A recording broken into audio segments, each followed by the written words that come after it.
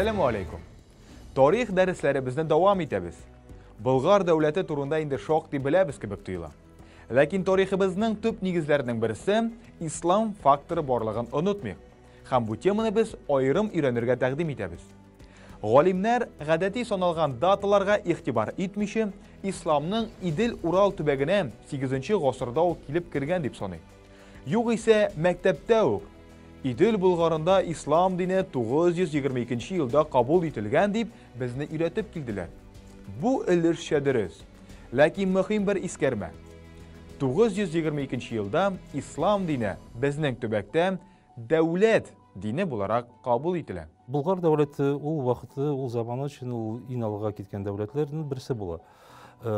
Şuluk arkeologlar, tarihçiler maglumatlarına karaganda Bulgarda 50 bin kişi yaşagan bula. Demek bu zor şehirlerden sanılır. Şuluk biz bilemiz indanda aytik anda vodoprovod bulganında munçalar, hem başka şunday meşitler, medreseler. Şuluk aytik anda Paris bilen London bilen çağıştırsak, o vaxtdagi bir de kim bulmagan alardan belki tağın da alga tağın da zorrak medeniyettan tağın da alga gitken şehir devlet bulgan ikenin biz naşul arkeologik materiallar boyunca ayta alabız, aytik anda başka yazma çıganaklar boyunca ayta alabız. Demek bu rastlangan ayber, ol nedir tege mifik, folklor nedir ayber tugil.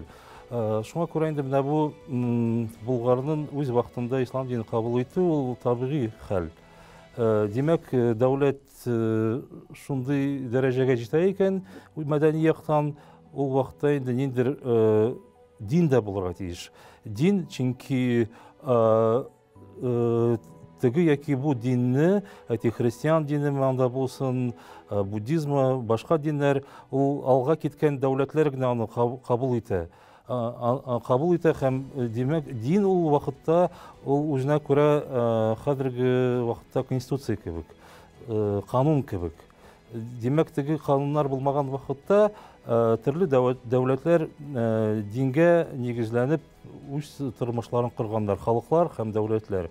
Aytik, bırıngıdan başlanan aytik şuluk bırıngı İran'da Zoroastrizm bolsun mu, Kutay'da dinler hem başka din o kanun.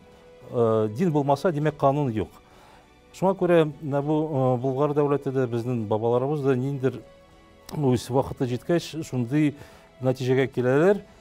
Demek devlet negizinde din bulurga tiyiş, zakon bulurga tiyiş, kanun bulurga tiyiş. Hem o bu dinni konkret İslam dinini Bulgarlar babalarımız onu özleri takdim eteler. 921 yılda Bagdad'a ilçilik jibereler, sırıylar, haliften yardım sırılar. Din öğreti boyunca, aytik anda meşler tüzü boyunca yardım sırılar, maddiyaktan da yardım sırılar hem başka. Bu belgili faktlar, indialar İbn Fadlan seyahatnamesinde kuşatilgen. Ne için gerek? Bu da ikinci yaktan siyasi momenti var. Demek bu vaxtda bizce Hazar devleti bilen gül soğuşlar var. Şuna göre Bulgar devleti nedir yardım sırrı bu Garaplardan. Çünkü Garaplar halifet o vaxtda en güçlü devletlerin birisi bulup sanala. Belki en güçlüsüdür. Mesela onu hazırki vakit bilen çağıştırsak, aytik Amerika güçlü devlet bulup sanalsa, köp devletler onu bilen duz bulurga tili. Niçiktir Amerika'dan yardım sırrı, niçiktir şulay çağıştır bula. Aytik hazırki vakitna tigi vakitta. En alga gitken en zor, en güçlü devlet o halifet idi, Garip halifeti. Demek Bulgarlar en güçlü devletten yardım sarıldılar. Hem niçin İslam dini? Niçin İslam dini? Çünkü o vakitte Bulgarlar indi İslam dini kabul etken bulalar. Medreseler işli din taralgan bula, lakin o din Hanefi deyip, Sünni hem Hanefi mezhepteki dinni tutarlar Bulgarlar. Ул вакытта ул киң таралган була, аны ул каян килә, ул Урта Азиядан килә. Урта Азия ул вакытта инде тулысынча ислам динен кабул иткән була. Шул ук сунни юнәлеш, хәнәфи мәзһәбендә булалар. Булгарлар бик нык элемтәдә торалар Урта Азия белән. Ул анда шул ук Иран халкы, шул ук үзбәкләрнең бабалары, төрки төрле кавемнәр һәм башка.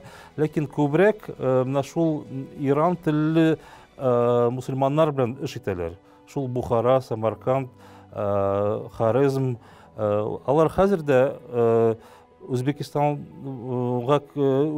эчендә булсалар да, бу үзбәк шәһәрләре булса алса, ләкин хәзер дә анда таҗиклар яши нигездә. Бу Иран цивилизация эченә, үз эченә алган төбәкләр, хәзер дә алар. Андагы халык күбесенчә таҗик телендә, фарсы телендә сөйләшә хәзер дә.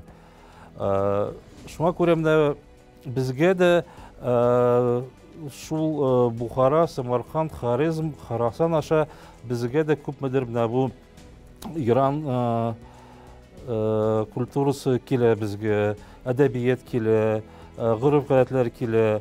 Минем үземнең мәсәлән 2 тапкыр барганым булды Иранда. Йөреп чыктым мин төрле шәһәрләрдә, төрле төбәкләрдә Иранда, музейларда кешеләр белән аралаштым.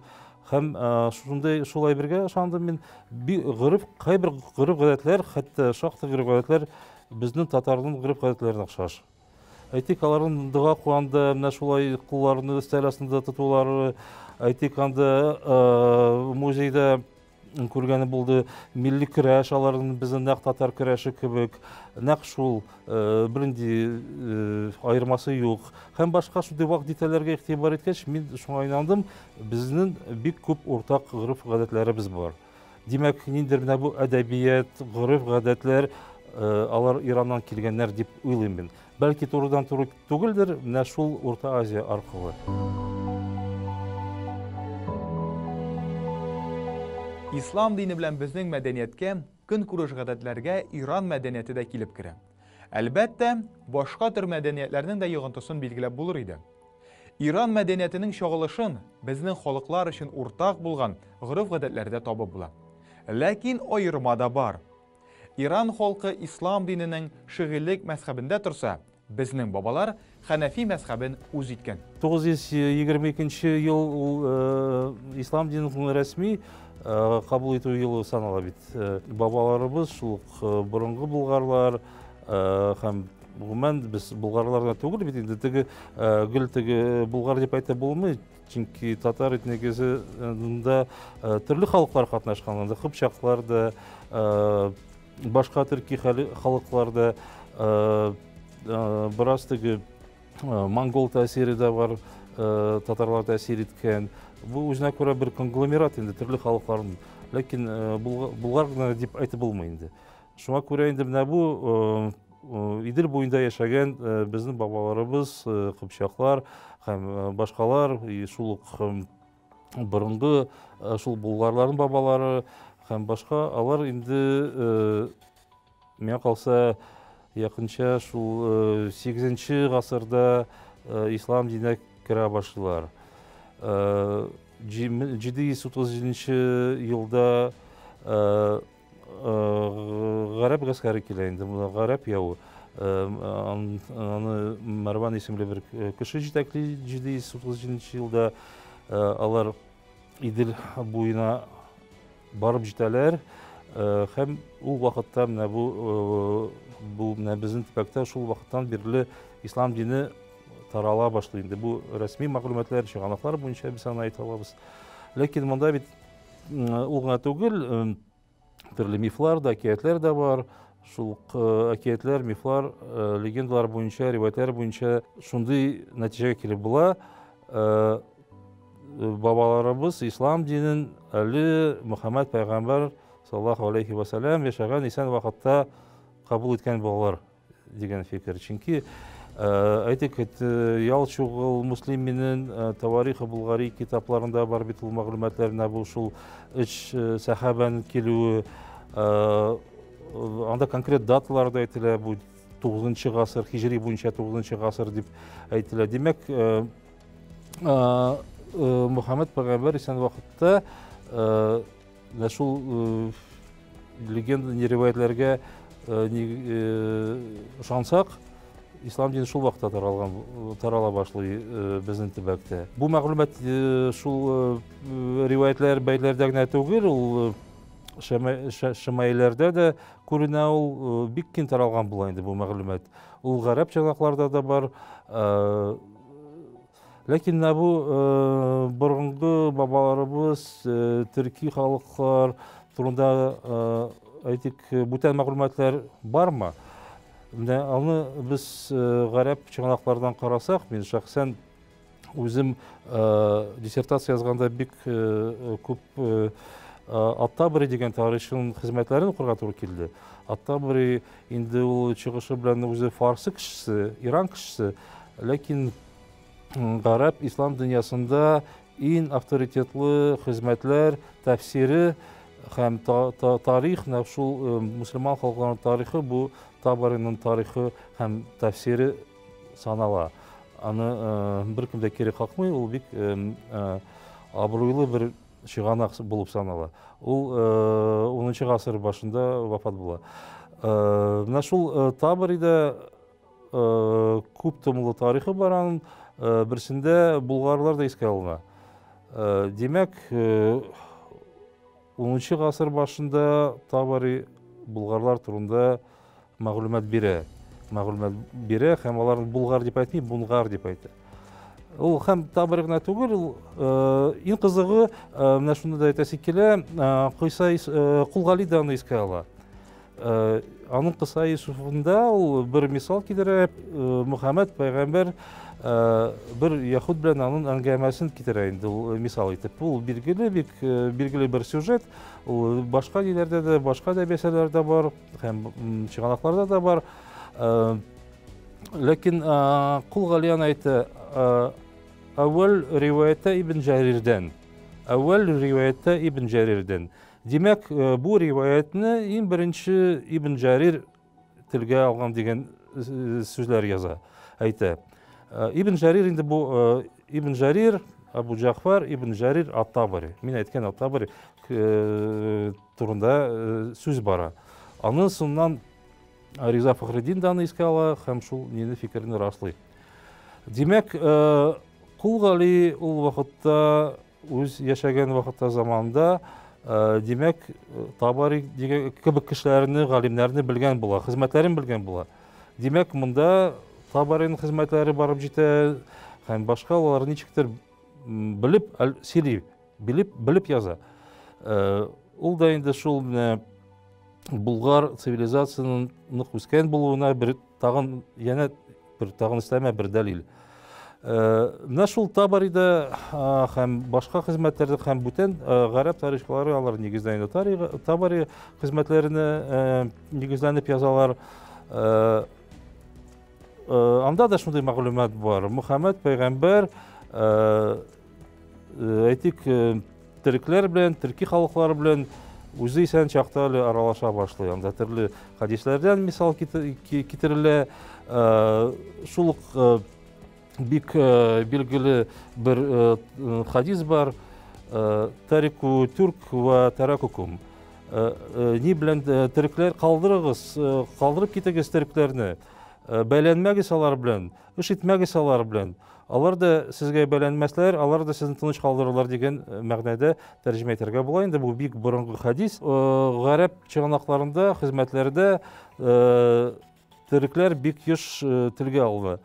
Хәтта аларның тышкы кыяфәте дә күрсәтелә. Кысык күзле, шундый калкан сыман йөзләре, һәм шундый форматта, алар инде шундый формада күз алдына китерәләр төрекләрне. Демәк, ниндидер мәгълүмат була, беләләр төрекләр турында, нәрсәләр әйтәләр, язалар, искә алалар, ләкин бу тулы ниндидер дөрес мәгълүмат түгел.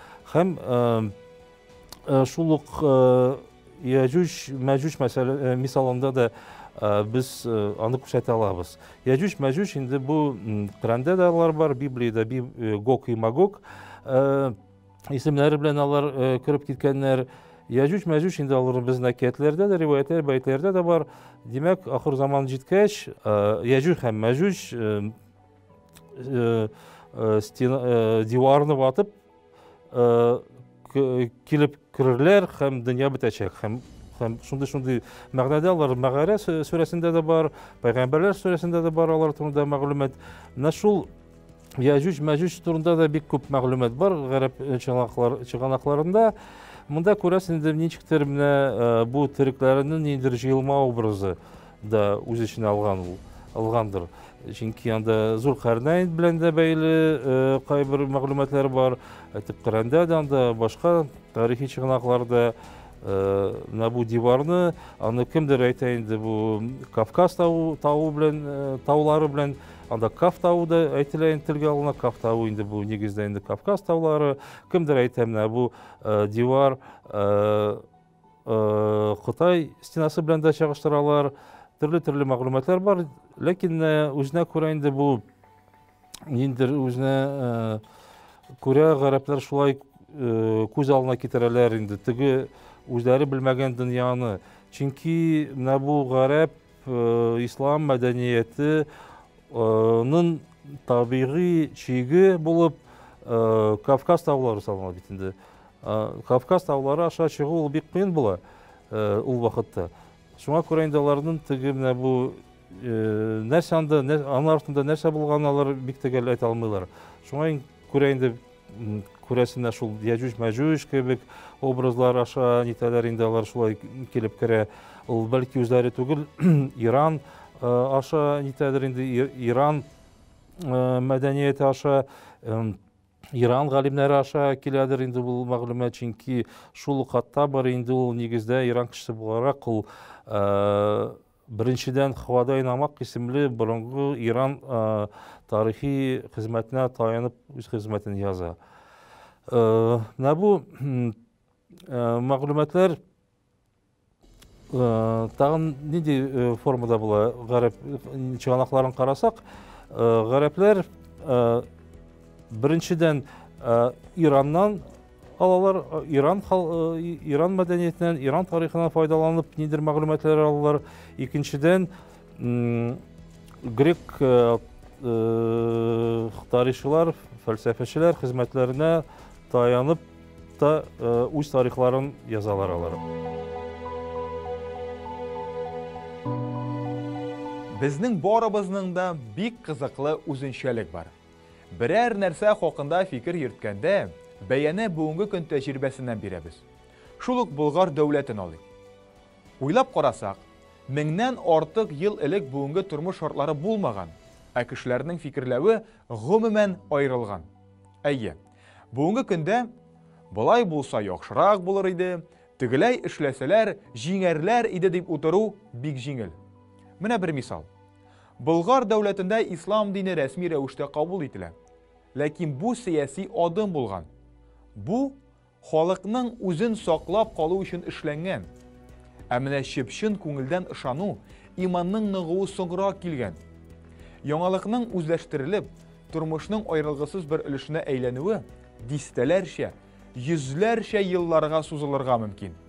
Шуңа күрә безнең төбәктә Болгар дәүләте тарафыннан ислам динен кабул ителүе беренче чиратта сәяси адым буларак карау дөресрәктер. Ислам динен теге әдәп ахлагы бар һәм башка шундай әйберләр, ләкин ул сәяси акт иде ул вакытта. Шуны аңларга кирәк. Тора бара гына ул нитте күчте инде ул безнең табигый үзебезнең динебезгә инде, безнең татарларның динебезгә. Без инде үзебезне хәзер авыз тутырып, без мөселманнар дип әйтәбез, ләкин ул башка юлдан да китәргә мөмкин иде бу тарих. Ул спираль буенча үзгәрә бит үсә тарих. Шуңа күрә ниндидер теге динне өйрәнеп, бу аның фәлсәфәсе, тәгълиматы безгә туры килә дигән нәрсә булган дип әйтә алмыйм мин. ул саяси бир, ул дәүләтнең рәсми рәвештә кабул ителгән дин, шундый динне кабул итәбез без. Чөнки безгә Багдад халифәлекнең ярдәме кирәк, һәм башка шундый фикерләрне истәтелеп кылынган эш инде бу, дип уйлыйм мин. Ләкин тора бара инде менә татарлар инде аны өйрәнә башлар, хезмәтләр чыга инде, шул Кыса Йосуфлар һәм башка, димәк ул туры килә бу дин. Татар менталитетына, татар халкына туры килә, бәлки бабаларыбыз бүтән динне кабул итсәләр, узакка бармас иде ул, бәлки ул шундый, андый мисаллар бик күп тарихта. Шул ук мисал өчен Хазар каганатын мисал өчен китерсәк, әйтик анда аның җитәкчеләре, башлыклары яһуд динен кабул итәләр. Ләкин халык 90% халык нигездә мусульманнар була. Димәк халык аны кабул итми. Шундый мисаллар да бар бит инде. Димәк монда Булгар патшалары ислам динен халык та кабул итә. Күпмедер вакыттан. Димәк ул аның әйткәнемчә инде кабатлы менталитетына, эчке дөньясына, рухи дөньясына туры килә дигән сүз дип әйтеп була. Сәүдә мөнәсәбәтләр, әйтик, булгарлар сәүдә итәләр бит Урта Азия халыклары белән, алар аша Иранга, гарәп илләренә чыгалар. Сәүдә белән бәйле бит, ул да үзенә күрә бер аның кануннары бар бит, кануннары бар. Шуңа күрә анда төрле проблемалар килеп чыгара мөмкин ул. Шуңа күрә инде әйтик, нидер канун нигезендә эшләгән булсалар, ул җиңелрәк булган булыр иде.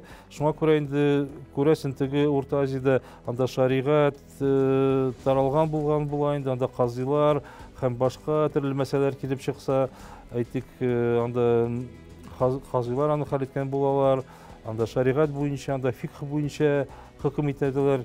Ул үзенә күрә канун. Әйткәнемчә инде, мин аны әйттем, канун булырга тиеш ниндер. Канунсыз яшәп булмый.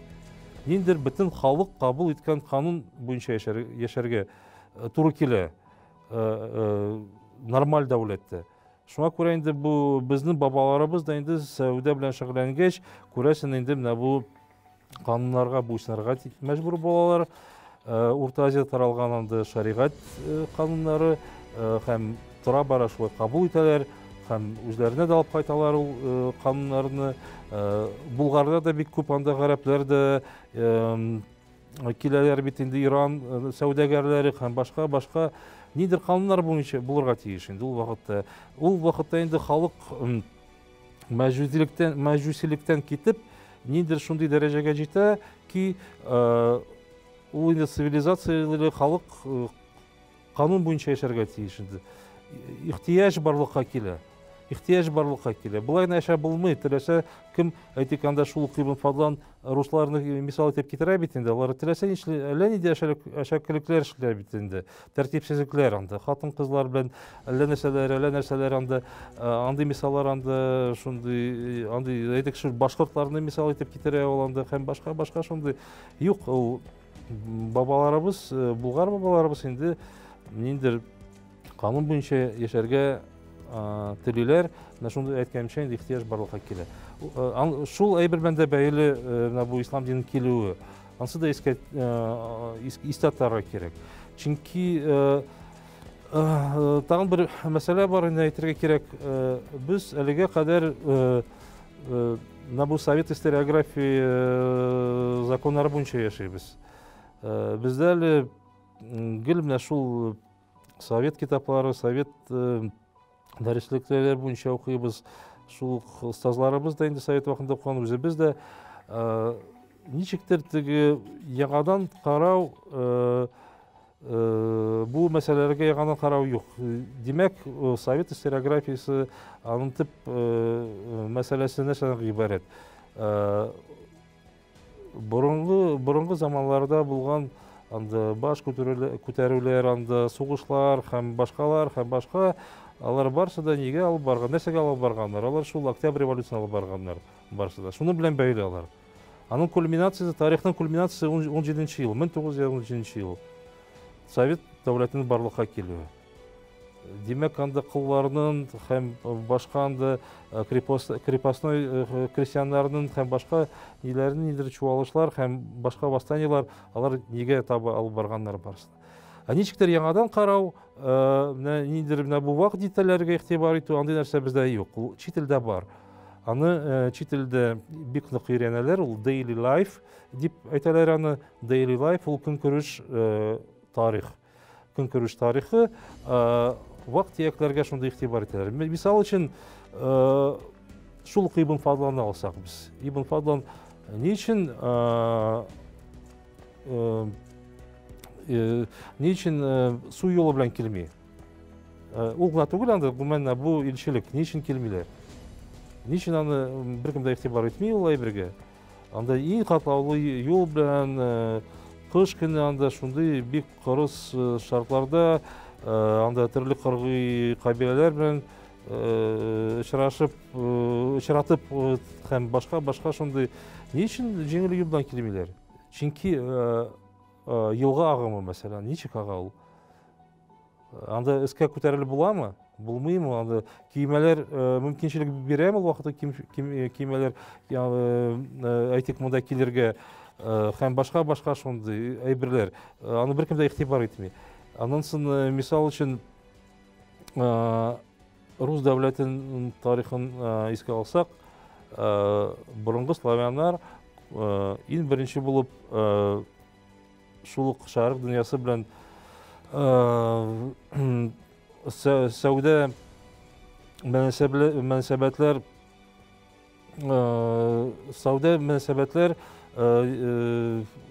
сату алу, алар күбрәк шарык илләре белән башлана борынгы славяннарда.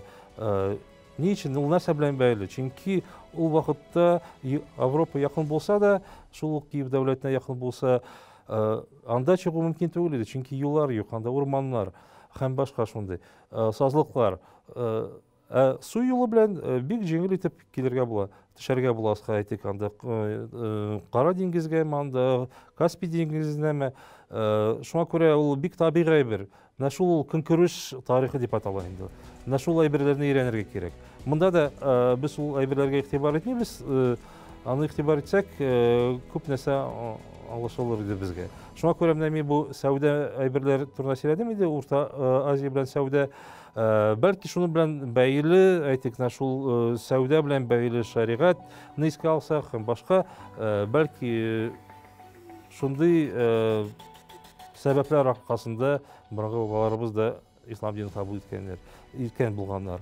Шуңа күрә менә шундый вак детальләргә дә игътибар итәргә кирәк. Ислам дине өчен без ул мөһим дин, ул безнең табигый дин инде хәзер.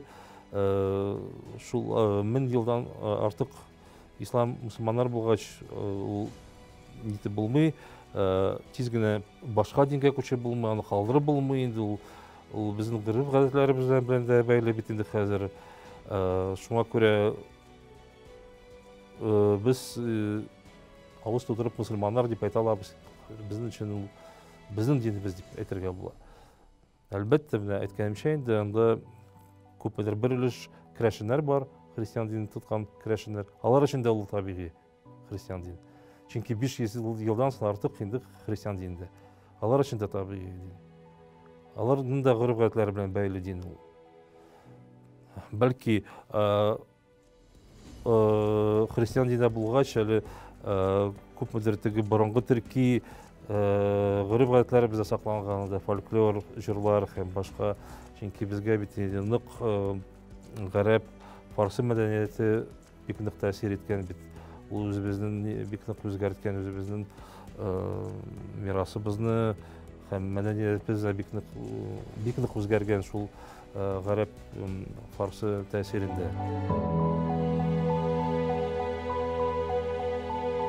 Ибн Фадланның 921-922 елларда Идел Булгарына калган сәяхәте турында бәхәсләшүләр җитәрлек. Кайберләр Габбаситлар хәлифәлегенең сәркатибе Ибн Фадлан бер кайчан да Идел буйларында булмаган ди. Моны алар сәяхәтнамәдә бары тик Идел Болгарына килеп җиткәне сурәтләү, ләкин кире кайткан юл хакында бернинди мәгълүмат булмау белән дәлилли. Әмма географик атамалар, шул чорда яшәгән халыкларның тасвирлануы башка тарихи ачышлар белән дәлилләнә, тәңгәл килә. Шулай да, Ибн Фадлан Идел Болгарына ислам динен алып килгән дип санала. Моңа бәйле бик мөһим сорау туа.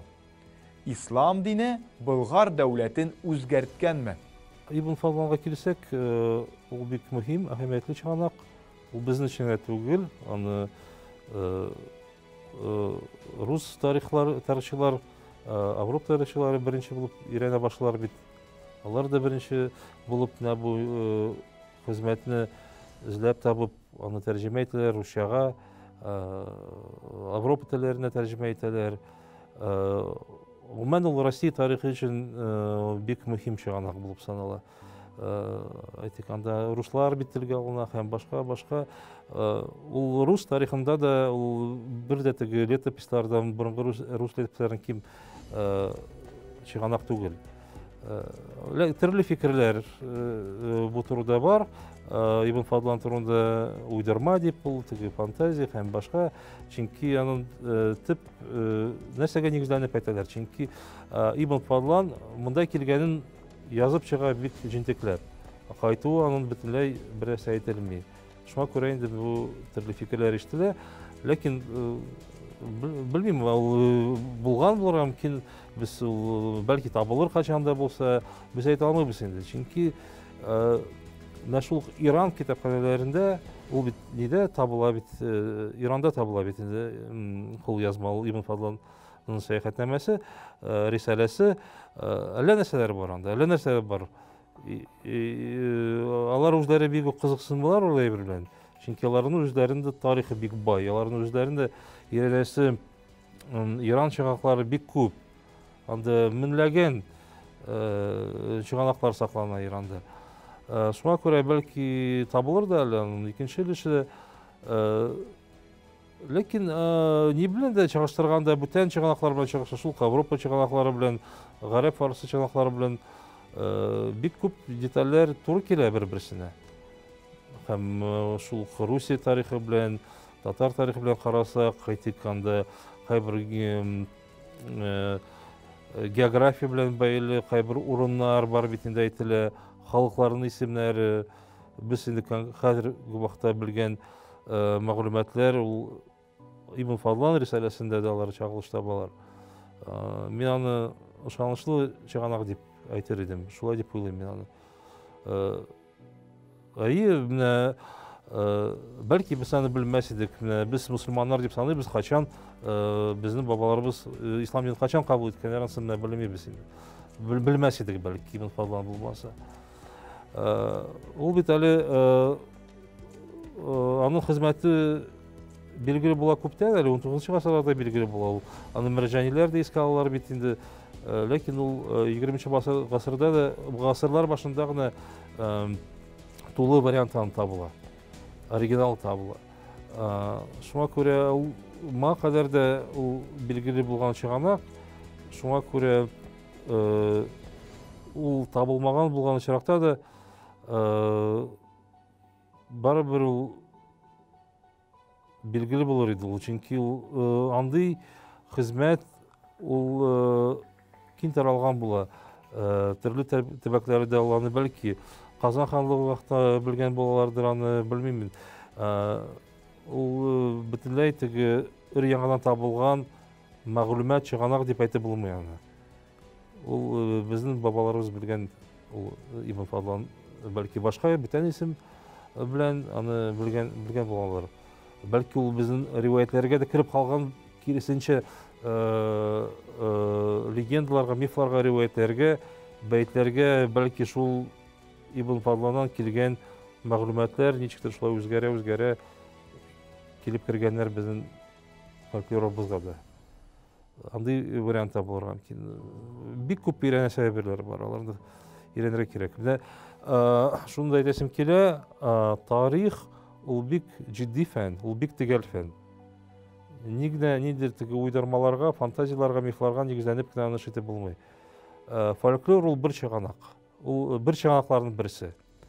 Әйтик, шын галим аны ничек эшләргә тиеш? Ул археология материалларына, әдәби чыганакларга, язма чыганакларга, фольклорга нигезләнеп, хәзерге вакытта хәзер ДНК материалларына нигезләнеп эш итәргә тиеш. Ул шундый комплекслы бер фән. Нәрсәдер әйтү, хәзер бит бөтен кеше тарих белән шөгыльләнә. Ләкин җитди фикер әйтү өчен күп нәрсәне белергә кирәк. Һәр тарихчы үз фикерен, үз теориясын расларга тиеш. Ышанычлы, ныклы, нигезле чыганаклар белән. Менә әйтик, шундый чыганаклар бар икән, мин шуны белән раслыйм. Бөтен кеше аны белән килешергә тиеш, ул кеше белән. Бөтен кеше килешсә, димәк, аны фикере дөрес. Шуңа күрә чыганаклар бик аз булганга күрә, без үзебезнең тарихыбыз турында да авыз тутырып сөйли алмыйбыз. Күп әле таплар, актаплар бар. Шуңа күрә күбрәк бу чыганакларны эзләргә кирәк. Аларны кайтарырга кирәк, фәнни әйләнешкә кертергә кирәк. Менә шуның белән шөгыльләнергә кирәк. Ул кызык та ул. Чын барлыкта ул кызык, чөнки эшлисе эшләр күп. Татарларның менталитеты үзгәрде, безнең әдәбиятыбыз, сәнгатебез, күп нәрсә үзгәрде. Шул ислам дине белән бәйле. Менә борынгыдан килә торган гореф-гадәтләребез бар инде, алар сакланып килә, ләкин нигездә аны тикшереп карасаң, күбрәк инде барыбер алар ислам дине белән бәйле инде. Шул шәригать аша кергәнме анда, ничектер кергәнме? Татар мусульманнарының менталитеты хәзер ислам менталитеты, мусульман менталитеты. Ничек тә булса, аны хәзер үзгәртеп булмый. Шуңа күрә менә бу совет вакытында күрсәтә, атеизм вакытында, 70 ел атеизм булсалар, ул барыбер кире кайталар инде ул. Аны 70 ел эчендә үзгәртеп булмый менталитетны. Ул бик нык тәэсир иткән ул. Аның табигаты белән инде бәйле, менталитеты белән бәйле инде хәзер татарның. Ул шуңа күрә инде ул бик нык үзгәрткән, хәзер кире әйләнеп кайтып булмый инде хәзер.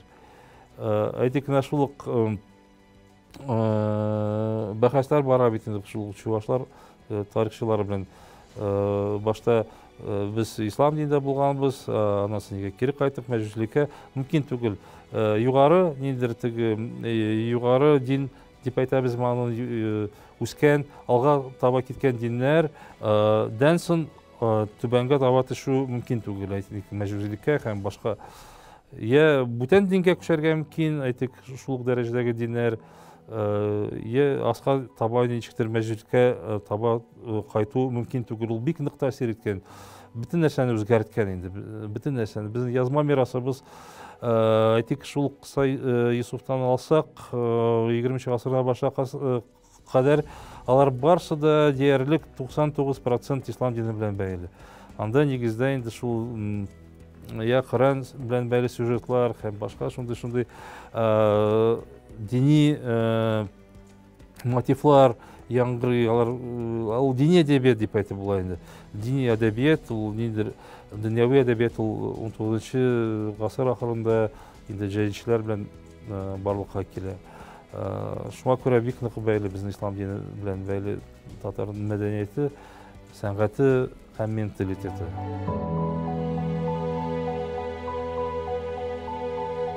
Бүгенгә шушында тукталырбыз. Тарих шуның хәтле бай, шуның хәтле мавыктыргыч.